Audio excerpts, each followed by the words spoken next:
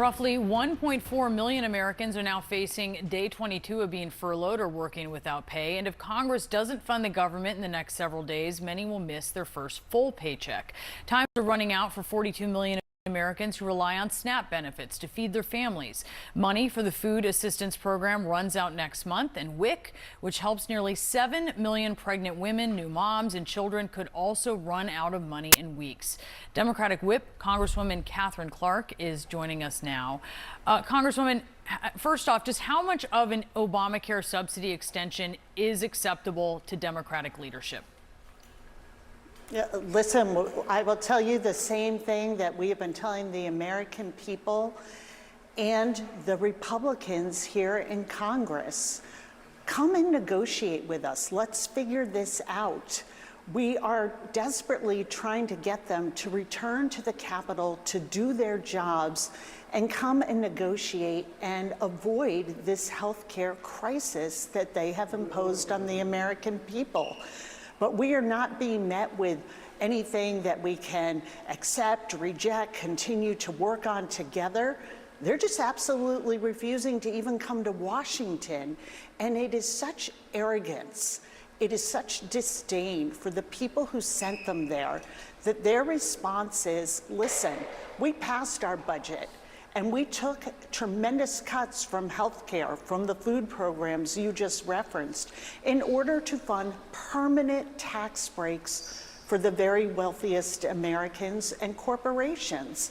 And we are not going to come even to the table to discuss how we can reprioritize the needs of American people who are telling us over and over they are not making it in this economy. So come to the table, let's have those discussions. I wish we had some offer, even the promise of getting together in order to make those discussions happen and get us to solutions. Okay, I didn't hear an answer to the question, but I want to ask you about something else, which is White House Press Secretary Caroline Leavitt just posted a clip of an interview that you did on Fox last week. You were answering a question from Fox's Chad Pergram about blame for the shutdown. I want to look at the post here. I mean, shutdowns are terrible. And of course, there will be families that are going to suffer. We take that responsibility very seriously, but it is one of the few leveraged times we have.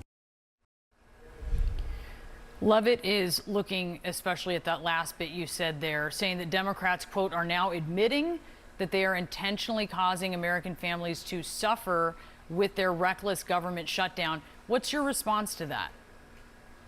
Well, that is right out of her playbook of half-truths, taking things out of context, and not being straight with the American people.